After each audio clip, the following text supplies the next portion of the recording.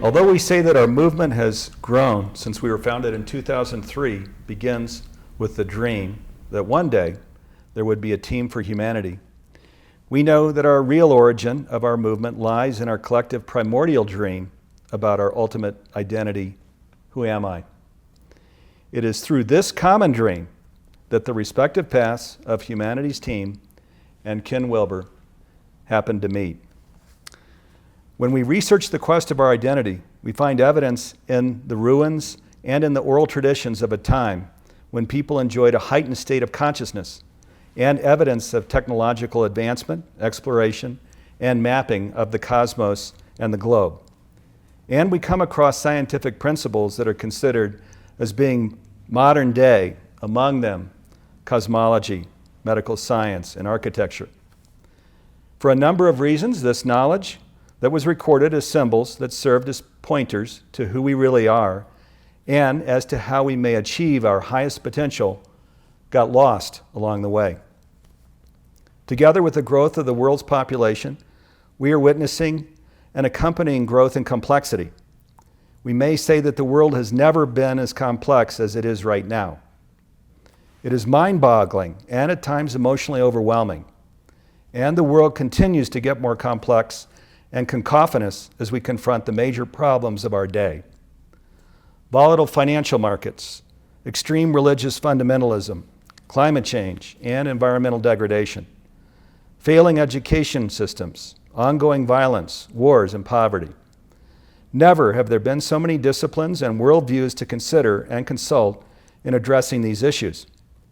All of this is, however, without any way of linking, leveraging, correlating, and aligning these perspectives, and with the contribution of these perspectives to the problems we face, largely lost or compromised. Our evolution has brought us to a time and space where we have become a global community in need of a map and a framework that is global in vision on the one hand, and also anchored in the details of our daily lives, enabling us to appreciate the variety of valid perspectives that have something to offer in our individual efforts and our collective solution building. Somehow, life was bound to deliver someone who would feel called and who would be dedicated to drawing up this framework and map, and who would make it possible for us to know and the territory of us. Someone who would make us aware of dimensions that most of us never knew existed, and who would help us expand our identity and make it awesomely desirable and attractive for us to cultivate our own greatness and to accelerate our evolution. This person is Ken Wilber, and it is for this reason that we are giving you our highest award, the Humanities Team 2016 Spiritual Leadership Award. We are giving you our award, Ken, as a gesture of our immense gratitude for a life given to the task and for developing the integral theory that has become a foremost approach within the larger fields of integral studies and meta-theory. Today, the integral theory that weaves together the significant insights from all the major human disciplines of knowledge, including the natural and social sciences, as well as the arts and humanities, is being used in a wide range of distinct academic and professional fields, such as art, healthcare, organizational management, ecology, congregational ministry, economics, psychology, law, and feminism, while helping to pull the many different schools within each field into a more comprehensive whole and revealing how all of these fields fit together in a genuine theory of everything for today's world. In addition, the integral theory has been used to develop an approach to personal transformation and integration, and lately the integral life practice has developed into an all-comprehensive superhuman operating system that includes a comprehensive map of the overall landscape of a human being in his or her process of waking up, growing up, and cleaning up. When we developed our Oneness in 12 Spheres of Life initiative that is based on the Wheel of Co-Creation of Barbara Marx Hubbard in 2012, it was of utmost importance for us to link this actively to integral theory. A summary of the integral theory has always been and remains a tool of reference as we continue to not only identify and highlight people, initiatives, and approaches in the world that reflects our oneness, but especially also as a tool for reflection on our road of growth and development, our own becoming as individuals, a leadership team, and as a movement. It is our great honor to present the Humanities Team 2016 Spiritual Leadership Award that has become the standard among global awards for extraordinary expressions of inclusive, visionary spiritual leadership through one's life lived. To you, Ken. As we find ourselves at an unprecedented time in our history during which we are seriously looking for the answers to our many challenges that have become so interwoven, interrelated, and interconnected that it seems almost impossible to solve, the integral approach you develop, the vision, the framework, the map, the practice, and the integration offers the world its very best hope to establish the sort of wisdom, understanding, and sophistication we need to address today's most pressing issues and conflicts, and to discover happiness and fulfillment in our own daily lives. Your integral vision offers a cosmic view from thousands and thousands of feet high that allows us to see all the various patterns of human experience with far more clarity and compassion, and it allows us to enact a new way of being in our own lives that are more aligned with creating more love, fulfillment, and prosperity in the world. We know without a doubt that your work in life contributes massively in the acceleration of a global tipping point towards the integral level of development, where everything begins to fall in place with its values of inclusivity, love, compassion, and radical acceptance. With this, you make it possible for more and more people to move from this into the next level and tier of development, the super integral level, with its genuine change in consciousness from a small, limited, finite, separate self to supreme identity, the identity with ultimate reality itself, the ground of all being, one with the entire manifest and unmanifest universe in total, as you put it, to where we experience directly unity with the earth, the sun, the moon, and the stars, with the entire universe, where we no longer see the mountain, but we are the mountain. The integral theory is a story whose time has come. And giving you this award today, Ken, is a celebration of this story and of your life and contributions. And having you accept this award makes it possible for us to share this story in a very special way with the whole world. You have transformed the way we see the world. You have turned all-inclusive into something elegant and sexy. You have sparked a dynamic international community of integral study, practice, and integration, and you are a very dear and special friend of all of us in Humanities Team. Today, we give you our 2016 Spiritual Leadership Award, and do so with so much admiration, gratitude, and appreciation. And this is the voice of the Global Council. This is the Global Council's that's beautiful. Speech Thank to you. Very much. I'm obviously, I'm very touched. I'm very honored. And most of all, I'm delighted in that there are increasing groups such as this that can actually give a summary of what I've been trying to do. And it's a very accurate, very good summary. I started out, I wrote my first book when I was 23. I'm now 67. And I've been doing sort of a book a year ever since. But when I started, these topics were just virtually unknown. And even in spirituality, if you had an experience of cosmic consciousness, now this was in the 1960s, and you described that experience to an orthodox psychiatrist, it was entirely within his or her capacities to have you incarcerated. Because cosmic consciousness was defined in psychiatric manuals as a psychotic break. And so there was no differentiation between genuine mystical states of oneness and psychotic states of just complete devastation and fusion and confusion and so on.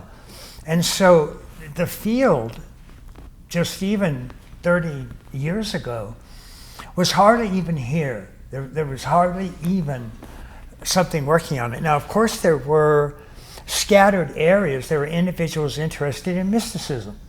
And so they were over here doing their mystical studies. And there were individuals interested in psychiatry, and they were over here doing their psychiatric studies. And there were sociological studies and so on.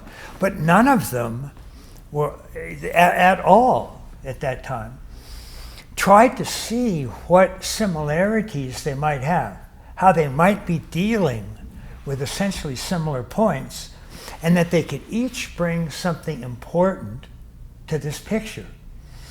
And what it was starting to turn out is that some of these higher developmental reaches of a human being, the higher developmental stages in psychological models, or higher meditative states in spiritual models, that these were representing what Maslow called the further reaches of human nature. And it was starting to become very clear that if we wanted to both reach our own best understanding and our own highest potentials, but to approach the world's problems in ways that would actually work, then we were going to have to draw on some of these higher potentials. I mean, you don't go into a problem area and say, okay, let us look around and take the least intelligent, least developed people we can find and have them work on the problem. What you sort of want to do, you don't want to get nasty elitist, but you do want to say, let's take some of the best and brightest that we have and have them work on these areas.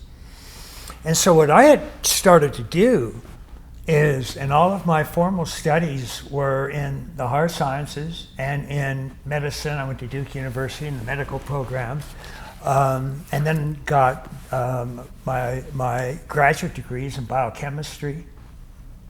And the more I studied those, the more they struck me in ways I couldn't quite explain, but they seemed very limited. Now, at that time, again, 30, 40 years ago, these were taken as the sort of epitome of the really great endeavors that we wanted to use. And so all these others were ignored. And yet they were also working on some of these important issues. And so somehow it seemed that there was not just one approach that was right and all the others were wrong. That was a common assumption back then, and a common assumption in our educational programs. That if it came to, let's say, trying to study the nature of physical reality, then just physical sciences were real, and everybody else was confused or wrong or off the mark. And so that just kept striking me as just not really making sense. And in part, probably because it was the 60s, there were so many influx of multicultural approaches.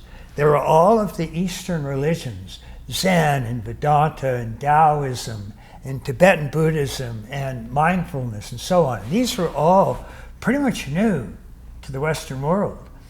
And so we looked at those and went, wow, this is unbelievable. And then this didn't impact me, but it has to be looked at. There was the whole psychedelic revolution. And that revolution had people starting to realize, well, first of all, they inhaled. Right. And they started to realize there were states of consciousness that struck them as very, very real and had very important things to say, but typical society ignored them. There was just the whole mystical schools themselves. And these, of course, are just completely marginalized. These don't tell us anything real. These are bad, they're wrong, and so on.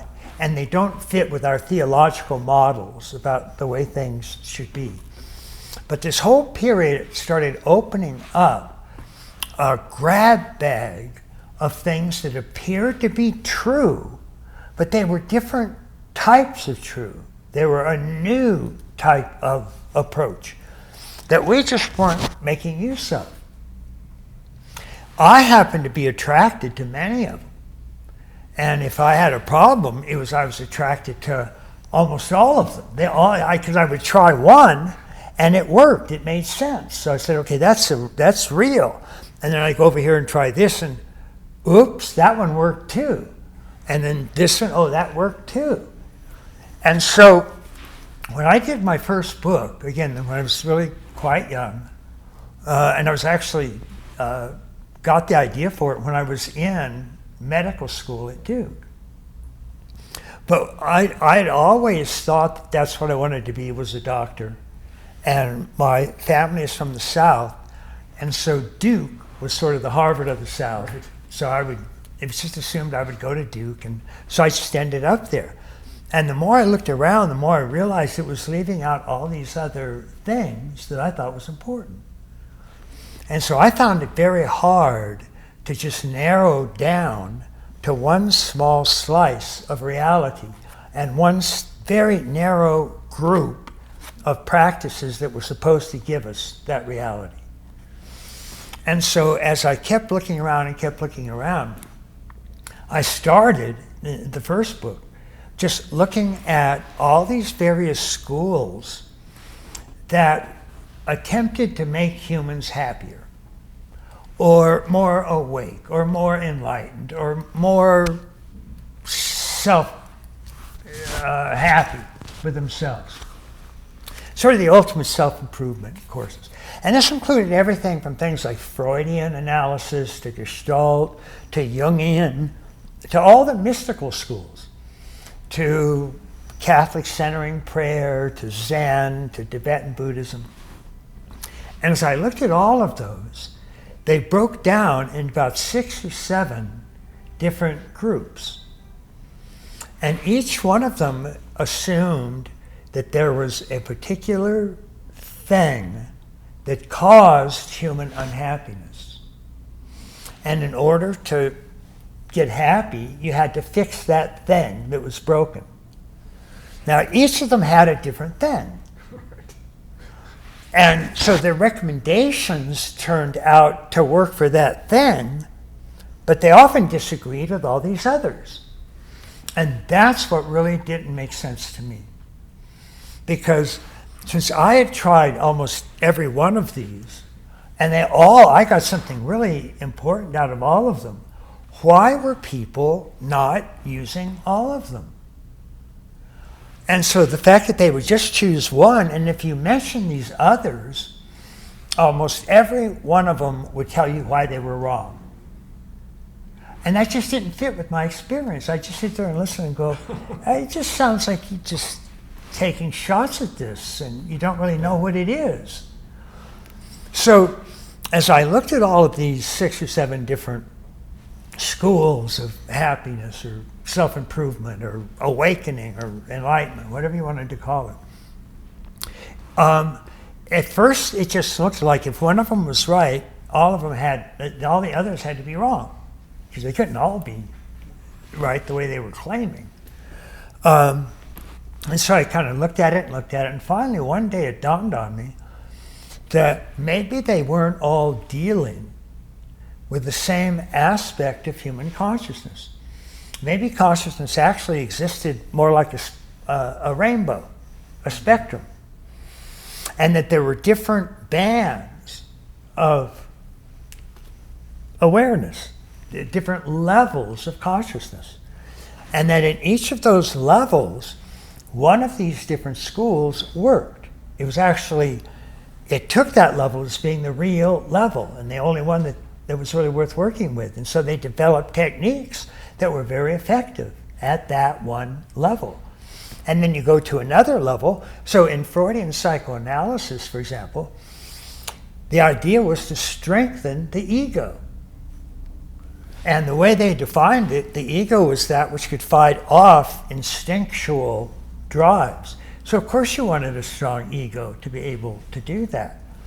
But then you go over and look at Zen, and they wanted you to get rid of the ego altogether. Because they defined you as what the Sufis called a supreme identity. You weren't just one with the ego, you were one with a true self, which was one with spirit, which was divine. And so discovering that self, not just a true ego, the ego was looked upon as being so small and narrow as to almost be a cause of problems, according to Zen. So where both Pearls and Freud wanted to strengthen the ego, Zen and Vedanta wanted to get rid of it. And that kind of threw me, because they all tended to disagree with each other. And so now I had gone from simply being unhappy to being confused. And it seemed like in order to be able to get from unhappy to happy, I'd have to get from confused to unconfused. And so by just looking at them and trying to figure out how they fit together, the spectrum notion hit. And then as I was able to define what these levels were, and each level was simply a narrower and narrower and narrower version of how we could actually identify ourselves. And so at the broadest level, there were humans, mystical awareness, that identified with everything. That was their real self. And then you moved up, and individuals just identified with the total body-mind. And it was an integrated mind and body experience. And then at the next smaller level, individuals split ego from body, and they just identified with the ego. And that was what was real, and that's what they were supposed to work on. And then at an even smaller level, the ego itself could split off and repress parts of itself and produce a narrow persona versus shadow, unconscious elements. And so that was an even narrower. So you had this whole view of things getting smaller and smaller and smaller and smaller. And yet you had techniques that helped each of them get better at their own level. And so once you would do that, then you could move down to an even deeper level, and then an even deeper level, until you reach the ultimate realization, an enlightenment, an awakening, a oneness with everything that was arising moment to moment. And that also tended to end any sense of fragmentation or partiality or brokenness. And you got a sense of real wholeness, a sense of completeness and fullness. And so that, instead of saying which one of these approaches is real and which one of these approaches, all the rest of them are not real, the question became, how can I create a system where all of them are important? And that's an entirely different approach. That's an approach that is, in the best sense, holistic, in the best sense, integrated or integral or inclusive or comprehensive. And so that's the path that I sort of ended up starting down. And with each book, and I was at that time doing about a book a year, and that, by the way, hasn't really stopped. I keep doing it. It's up to 2 books a year now. I just added new areas. So I went from just sort of static psychology to developmental psychology and individuals. Then I went back and looked at humanity on the whole. I went all the way back around 500,000 years and traced development up to today. And then I added philosophy, and then the philosophy of science, and then on and on and on, anthropology and so on. Just adding new areas to this overall viewpoint. And so the more I did that, sort of the more complete picture I tended to get of reality. And I wasn't doing this through university academic categories, because those are all defined in very real, specific, professional ways. I was much more in the earlier philosophers, a Plato, or even a William James, or a Schopenhauer even, about things that are important to the typical person in a real sense. And so those books just kept coming out. And the more I did that, the more I saw all of these important areas to finding deeper realities in a human being and deeper realities in the world at large. And that included spiritual realities. So science was important, spirituality was important, humanities were important, anthropology was important. All of them told us something incredibly important. So the question then became, because a really good model is a model that can explain the most amount of reality with the fewest number of parameters. Mm-hmm. That's sort of the whole point. You can come up with models that sort of match every single detail that's out there, and that doesn't really help at all. Yeah. You've got a model with 12 billion parts. Right. That's not really good. Whereas Freud would have an ego, an id, a superego. Maybe a little bit too simple, but it helped and it could move things along. So I went through and tried to find the elements that were present in all of these. And through the years, I eventually came up with 5. And you don't have to remember what these are, but just to say them, they're quadrants, levels, lines, states, and types. And I could keep adding more, but so far I haven't found that more really adds anything to the model. As soon as I do, I will.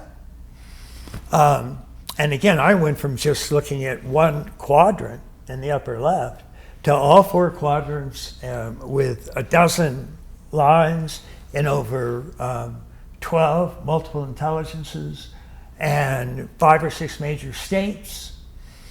So all of these became important.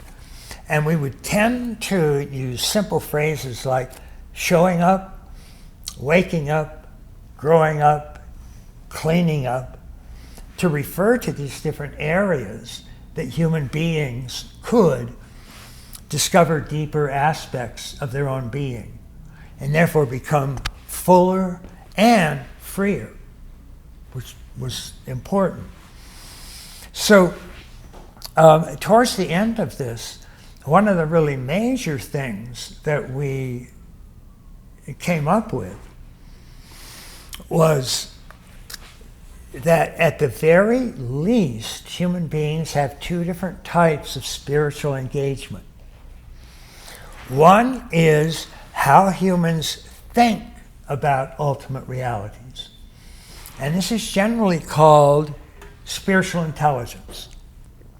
But then there's also not just how we think about ultimate realities, but our direct experience of ultimate realities, often called mystical or those types of immediate experience. So we do have these 2 different types of engagements, both getting more and more wholeness, but very different types of wholeness. So in waking up, and waking up goes back at least 50,000 years to some of the earliest shamans. And by following waking up meditative paths from the narrow ego all the way to an identity with the divine, an identity with spirit, the supreme identity. That is a drive towards what the scholastics called our summum bonum, our greatest good, which was to discover our true self, our real self, which happened to be one with ultimate divine. And so that became one very important type of spiritual engagement. And by the way, we were doing the same thing in business and medicine and art and education and politics. We were finding more comprehensive ways to work with these various disciplines. But right now, just on spirituality, the idea then was, okay, one is we can become deeper and deeper and deeper in our connection with the divine. And that's very, very important. And this tends to happen through contemplative or meditative stages of development. So whether it's Thomas Merton or St. Teresa and her 7 castles, or St. John of the Cross, or the Victorine mystics, or Zen and its 10 ox-herding pictures, or Buddha Goshi's systematic outline of mindfulness meditation, or the Mahamudra and Dzogchen stages of development. What you find is you look at all of these are some essentially similar states of consciousness development. And states of consciousness are things that you can know directly and immediately. If you're meditating and you have a state of consciousnness where you feel absolute love with everything in the universe, and maybe even light is pouring down in sort of one of those sorts of really far out mystical experiences, you know it. It's directly there. You don't have to guess about it. It's a first person, immediate experience. And that's why these are called spiritual experiences. If we look at, on the other hand, this process called growing up, what we find here is that human beings have not just one intelligence, which we used to think we did, cognitive intelligence measured by the all-important IQ test, but that we have upwards of a dozen, multiple intelligences. So we have cognitive intelligence, but we also have emotional intelligence, moral intelligence, interpersonal intelligence, intrapersonal intelligence, mathematical intelligence, linguistic intelligence, musical intelligence. And of course that made a great deal of sense when you looked at it. And if you sort of examine how maybe this came about in evolution, each one of these intelligences was designed to grapple with a particular problem that humans faced. So cognitive intelligence is trying to determine, is this real or not? Is this true or not? And so it has techniques for determining, oh, okay, that's a hallucination. Oh, that's just an opinion. Oh, that's knowledge. That's truth, and so on. Emotional intelligence determines between authentic intelligence and intelligence that is untruthful, emotions that are not honest, and so on. And it's important to learn to tell the difference between those. And the same with the others, mathematical intelligence, obviously. And so these became important. Turns out we also have something called spiritual intelligence. Now this is different from spiritual experience or waking up. This is growing up. And it's called growing up because in each of these dozen multiple intelligences, there's about 6 to 8 major stages of development of increasing maturity. So obviously an infant starts out, and if you're looking at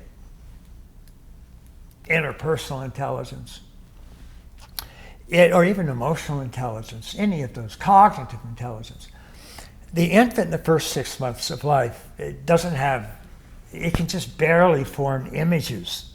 It can't form symbols or concepts or rules or formal operations. Those just aren't there. It'll have to grow into those through a series of stages. And the same is true of all of our other intelligences. So it turns out that we have multiple intelligences, sometimes called lines of development, But as different as these lines are, they all go through the same levels. And that was a big discovery. And so now we have, on the waking up, we have 5 or 6 major states that are similar the world over in going from gross, egoic, contracted states into more subtle states, into what's sometimes called causal states, and then into something that's just pure awareness, pure witnessing, and then into an ultimate unity consciousness, where the witness dissolves into everything that you're aware of. And that's that ultimate real self that you have, not that narrow ego self. So we tend to see those similarities worldwide.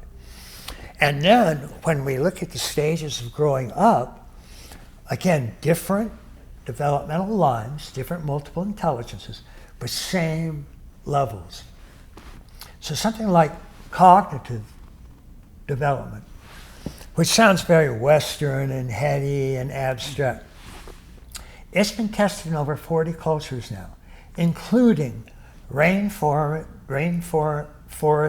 Amazon tribes, Australian Aborigines, Mexican workers, Indiana housewives, Ukrainian factory workers, Harvard professors, no exceptions to these main levels.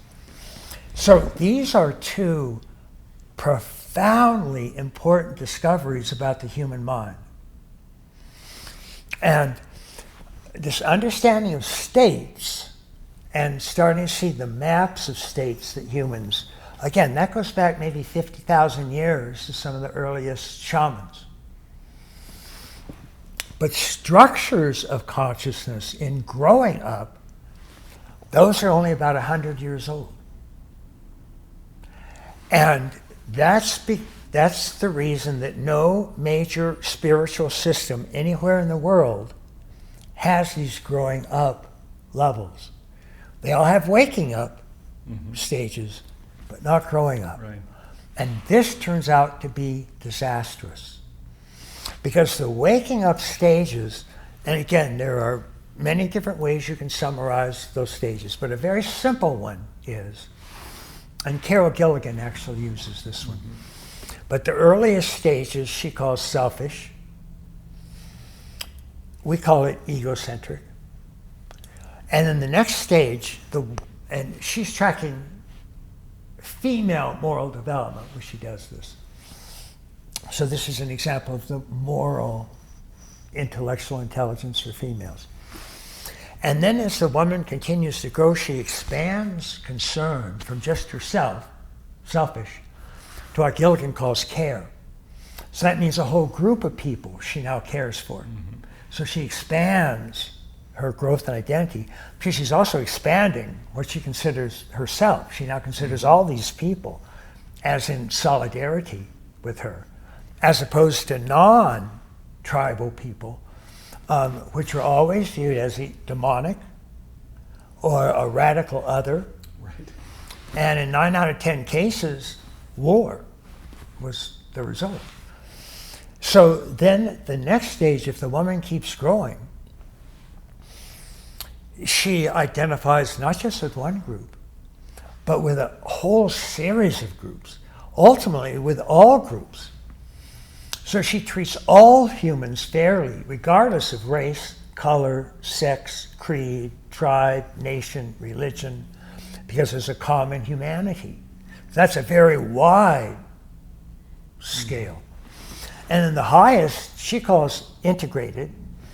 We call it integral, we also call it cosmocentric, because that's where you start to find an identity with all sentient beings, not just humans. Now here's the trick. Those stages of waking up are independent of the stages of growing up. That means you can be very high in one and very low in the other, Right. very high in that, very low in that, or very high in both, or very low in both. But they're independent. Right. And the disaster is that, first of all, when every great meditation system the world over was invented, it was invented during human beings' ethnocentric period, the mythic membership era. And that means that all of the early spiritual traditions coming out of that period, including the meditative traditions that had enlightenment, were sexist because they were 97% were patriarchal. They were racist. Every one of them felt that slavery was okay. They believed that the earth was flat. I mean, these were very low levels of growing up. And so even if you're experiencing waking up in ultimate unity consciousness, but you're at an ethnocentric, just my group, not anybody else, you're going to interpret that ultimate state, which you'll be one with, as just your small world of your chosen people. Everybody else are infidels, non-believers. We know examples of that today, don't Yeah. we? And they don't have souls. It's not a sin to kill infidels. As a matter of fact, in some religions, it looks good on your religious CD. Right. You get to heaven, you go, killed 40 non-believers. That's 68 virgins for you. Right. This shows that enlightenment isn't enough to help you grow up. Right. Because what you want to be is not ethnocentric, but world-centric or cosmocentric. And then have an experience of ultimate unity, consciousness. These structures of consciousness of growing up weren't discovered until about 100 years ago. And that means, and they were never brought together. The schools that were studying growing up didn't even know about waking up. And as we just saw, the waking up schools knew nothing about growing up. And that means that these two major, absolutely most important forms of growth in human beings, never have they been practiced together, ever. And that means the entire history of humanity, we have been practicing to create broken people. And we succeeded. And so it's only in the last literally few decades that we've started to put together practices where you both grow up and wake up. And also clean up and show up with seven differences. But these two in particular have never been brought together. And that means we've never had cases where people were enlightened and saw it from integral or cosmocentric stages. And so we have not been producing complete, whole, full human beings. And that means human beings that have a complete battery of their own deepest potentials and highest gifts and greatest talents. We haven't seen that. And so as we start looking towards the singularity in the technological quadrants or exteriors, it also looks like right now about 5% of the population is at these integral stages of development. 70% is at ethnocentric or lower. But as for the 5% at integral, they're starting to pull together waking up and growing up. And so as that starts to happen, that is going to be nothing short of a consciousness singularity. And they're both set to hit about the same time, a couple decades from now. That is going to be, either one of them alone would constitute the biggest single transformation in human's history. Together, it's unheard of. It's quadruple the single greatest transformation humans have ever known. But it's coming this way. Every single developmental model that we have now has higher stages of integral and cosmocentric. And we're starting to get more and more studies on waking up and the stages that go through that. And we also have integral studies showing that growing up and waking up are different. So we have some people that are highly awakened and poorly grown up. They're ethnocentric or egocentric. And the lines of development in growing up, including psychosexual, we just finding, and I don't even mean to pick on this person because there are dozens of others, but Sasaki Roshi, this brilliant, deeply enlightened Zen master, he's now pushed 100 years old, and we just find that for the past 60 years, he's been sexually abusing women in his private talks with them. He's had them strip and he's fondled them, and that's because waking up doesn't do anything for growing up through whatever line, psychosexual line, interpersonal line, moral line. You can still be, and in multiple intelligences themselves, quite independent. Nazi doctors, cognitively brilliant, morally in the garbage can. Yeah. Happens all the time. The sad thing is, this is still not well known to larger cultures, including larger academic cultures, even though the individuals that study each of these pieces are extremely close to almost entirely agreed on their findings. The evidence for each of these things independently is overwhelming. So one of the things that integral meta theory has done is said, okay, we have got to put these together. I mean, there's categorically important truths here. There's undeniably important truths here. There's staggeringly important truths here. And for us to just forget one and focus on the other is to guarantee a broken approach to humanity, to every one of our problems, to our own desires to find God, to find wholeness, to find oneness, to be able to interact with our fellow human beings in radically dignified and respectful and even divine ways. All of those depend on these integral approaches. We cannot do it without them. And so we've even now have studies looking at every major world wicked problem. And a gentleman named Alan Watson and I actually did a book called Wicked and Wise. And the theme of the book was wicked problems haven't been solved to date. And the reason is they don't have a wicked enough model to handle the wicked problems. Integral is wicked. It is wicked. Let me share. When I went through college, just as you were sharing, stepping through this, Ken.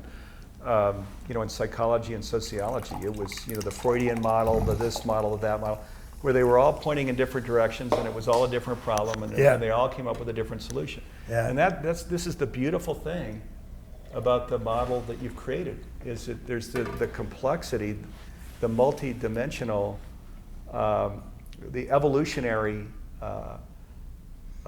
outlook that is pulling all of this together into one massively complex but elegantly simple model, aqua.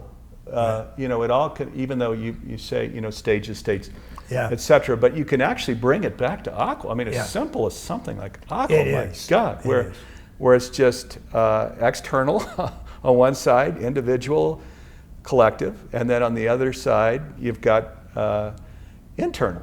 Individual, collective, and it just all can come down to the simplicity of aqua, and everything fits inside of it, as you mentioned. And also to not where we get rid of what's wrong and what's right. Instead it's all just building on. Well, of course it's true. There is a truth here, which is built on this truth. True but partial, true but partial, true but partial. And also, and just the where you come back to, like as you mentioned, a medical doctor that might have an incredibly advanced level of sophistication in medical science, but down in morality could be down at an infant level, as we see, where there's shadow kinds of things going on that haven't been addressed.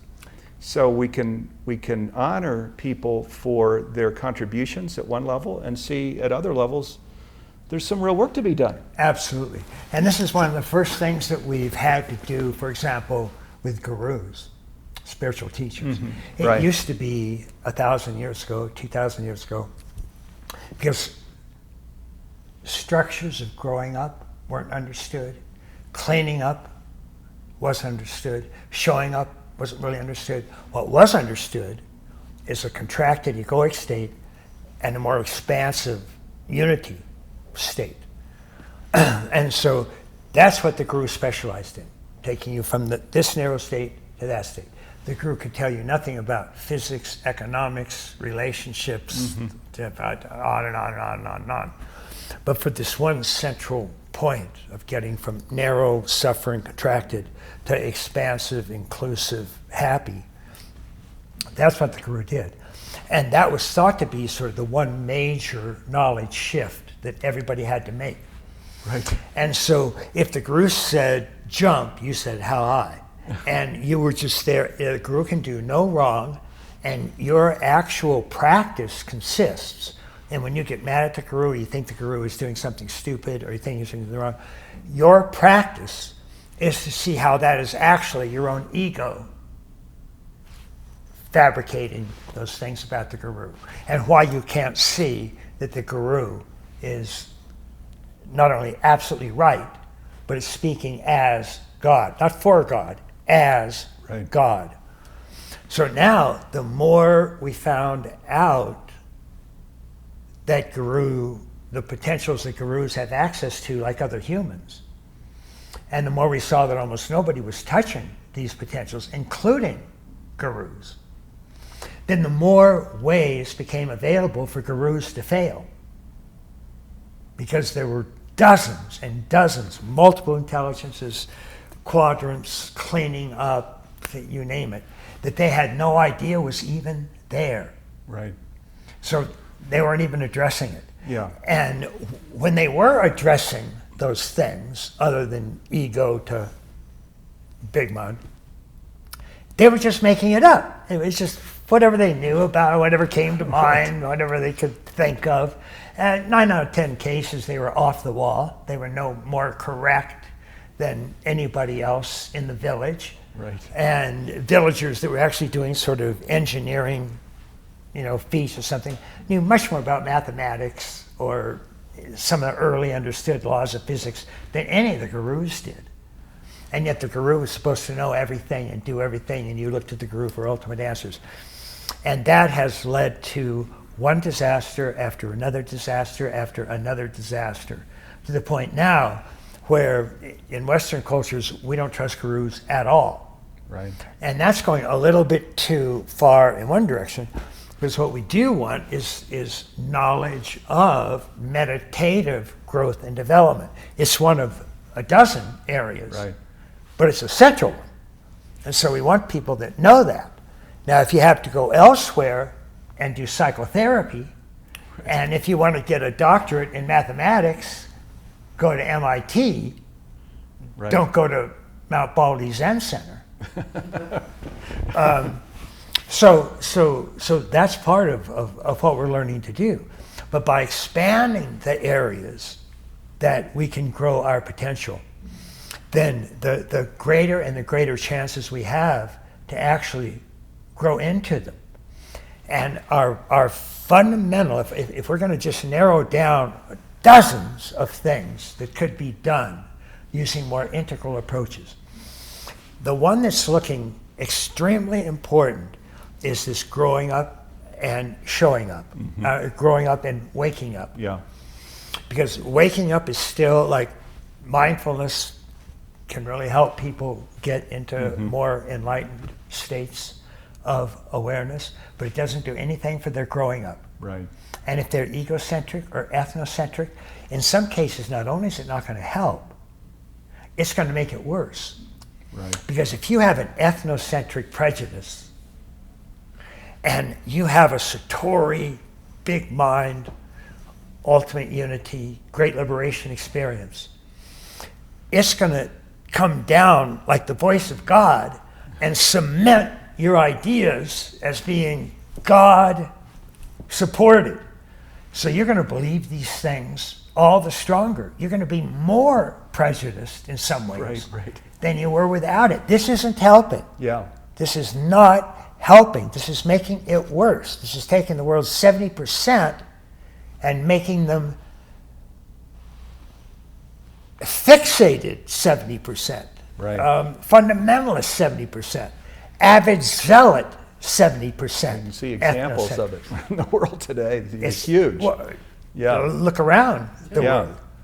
Right. The vast Absolutely. majority of wars, the vast majority of conflict, 80% of murders, torture, and terror are all caused by ethnocentric, fundamentalist stages of development.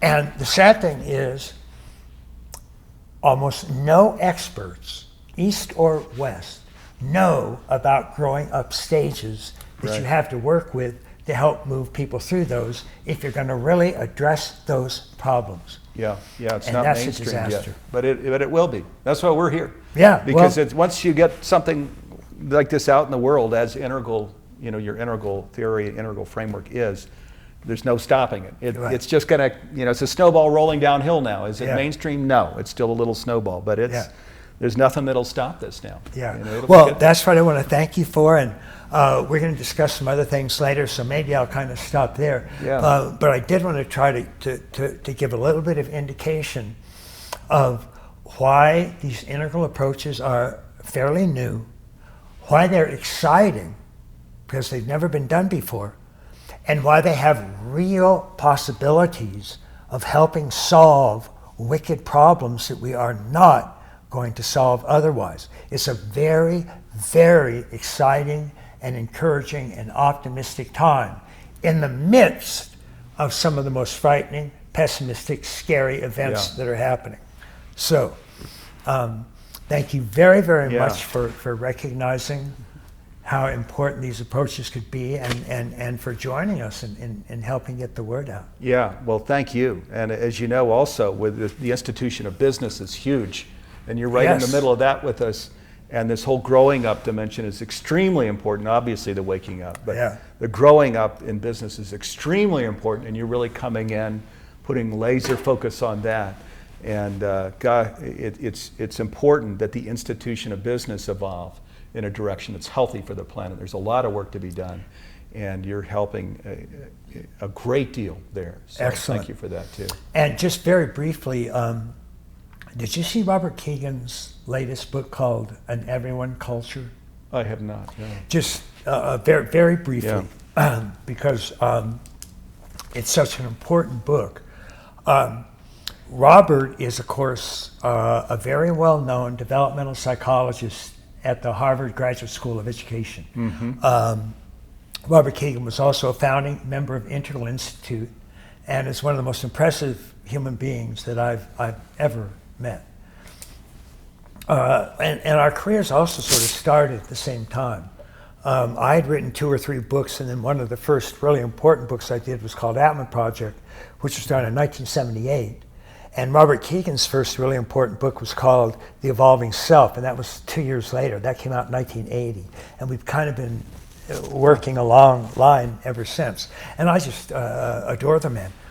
But they've been working with companies that think that equally important to making profit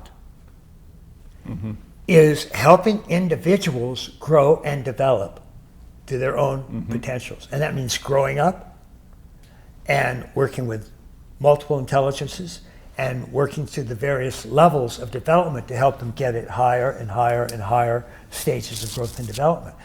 And all of their jobs throughout the entire business are hooked into every time you're doing a job, you're also seeing how it relates to your growing. And they actually, it's so strong. Bridgewater, who's one of the companies that he's working with, Bridgewater is the most successful hedge fund for 15 years now, Right. because they're doing this. But they say it's nothing extra.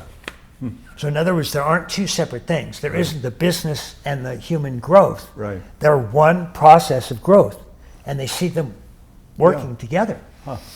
And many of the companies had sort of stumbled on this in intuitive ways.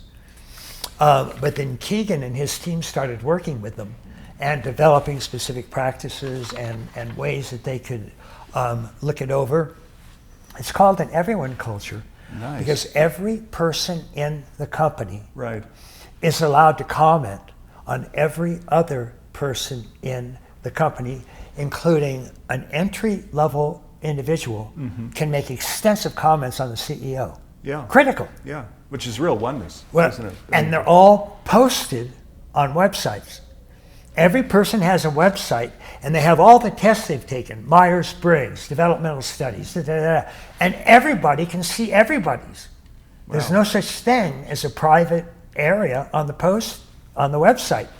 Every single meeting they have is taped. And those tapes are available to every single staff member of the company. Nice. There's Yeah. not one of them. We'll seek him out for just this conscious business curriculum. He's Well, somebody we should- he walks through many of the practices that they had developed. What was interesting is the last chapter, it was actually quite confessional in tone. They said, we have to confess that as psychologists, we've been focusing on one area. A colleague of ours, Ken Wilber, has come out with a model that has 4 quadrants. And we have to confess right now that we haven't been covering all of those. And we finally got called on it. Now, this last chapter was how to make your organization what they call DDO, a deliberately developmental organization. And so it was all of the hints and things that you could do Right. to start making it that way. And all of a sudden they introduced and said, we have to start with 4 quadrants. Right. And so they went back, and because a lot of the companies were jumping on them for not doing it, and they developed tests to check and see how the whole company is doing, not just the upper left psychological component. And they gave lists of how to give these tests and what the questions were and how they had subdivided each of the quadrants into areas so they could track and see how well they were doing. But it was fascinating.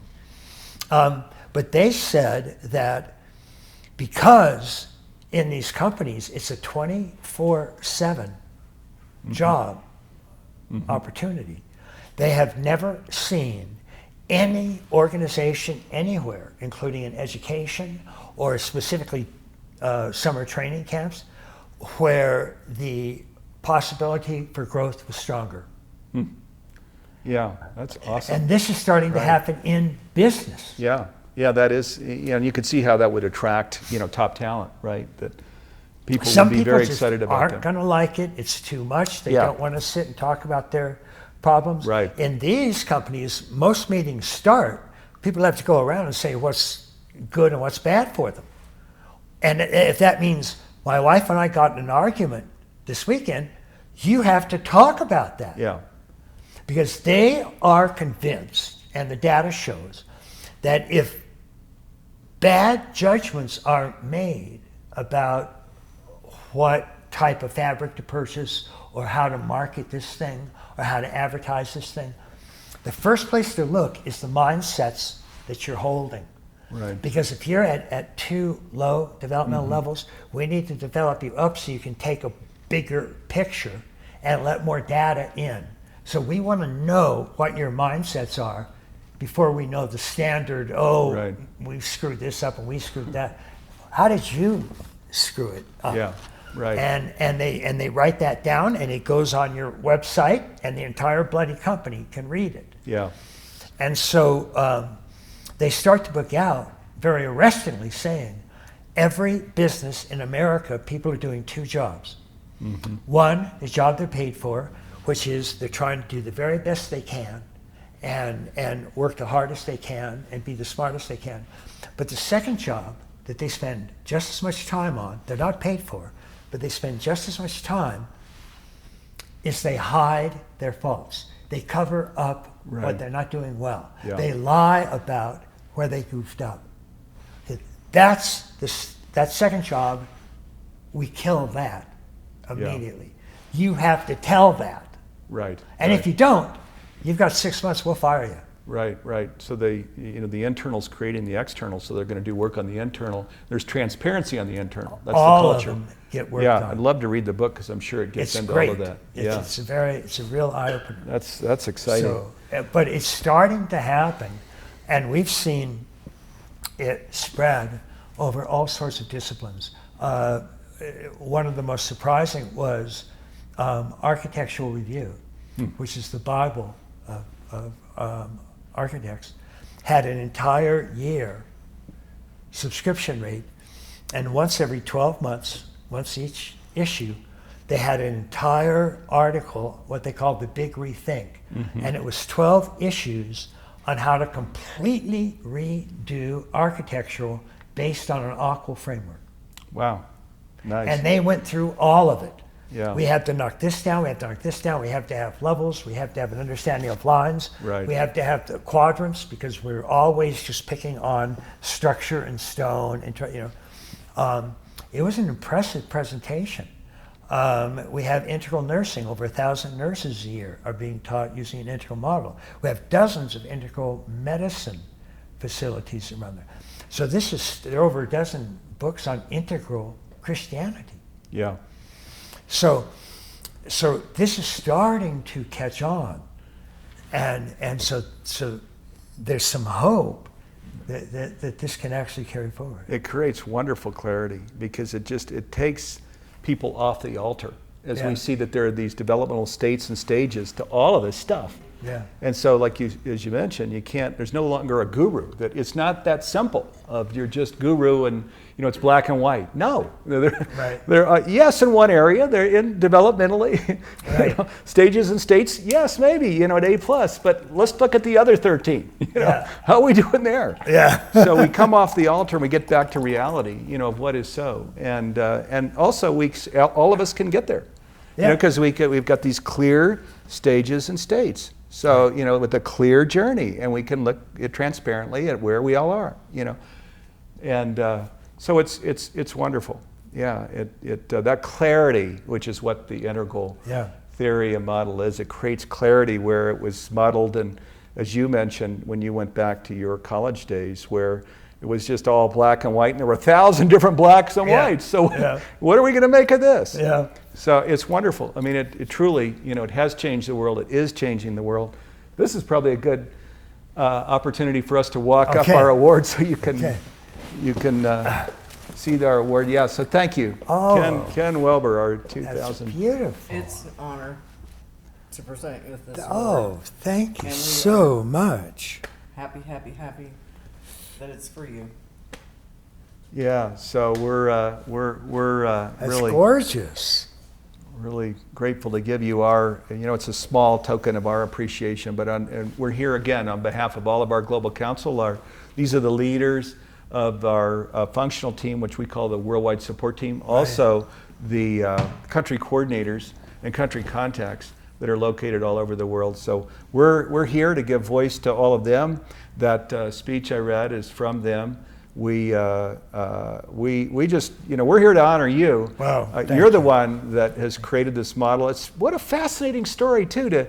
I know parts of it, but some of the deeply personal part of living in the South, your family looking to Duke and medical school. There's going to be a respectable career here for Ken, and for you to start down that path, and then to have the courage, candidly, because let's face it. Medicine is a lucrative career. So the courage to say, you know what, there's something much more important that I'm here to do. And the integral framework is changing the whole world. It is. But to come off of that financially lucrative path of medicine and to say, I'm going to do this. And, where you write that first book and the second book and the third book, your family's probably thinking, Ken is throwing his life away. I don't know, but that's what a lot of families would think. They're horrified. What my mom wanted mostly was a son that she didn't have to explain to her neighbors. Yeah, right. And I did fine. right up to the point where I shaved my hair and started studying Krishnamurti. Isn't that communist? Yeah, Mom, he's a communist. And they were horrified. They had absolutely no idea what to do with me. Right. And it took more than 10 years for us to come to some sort of understanding. So it was very, very difficult for them. Yeah. Yeah. So, again, I mean, it takes incredible courage, and I know, you embodied at this time when the planet is right at this evolutionary point where it is going to make this big jump. You say, you've said maybe a decade, maybe 2 decades, but that's relatively speaking, a very short period of time. It is. And It is. when we come out, as you mentioned, when we come out the other end of this, nobody can even imagine what that looks like. Yeah. It's so revolutionary. Yeah. So, the integral framework is right in the middle of creating the clarity for that to happen. Yeah. So it's huge. Yeah, huge. Great. Words can't really express. So this is our Well, thank you. our grade school way of Thank you. of trying to put into words what we see. So, Thank you. yeah, thank you. It's a delight to share it with you and have compatriots to help move it forward. Yeah, well, we are that. We are that, absolutely.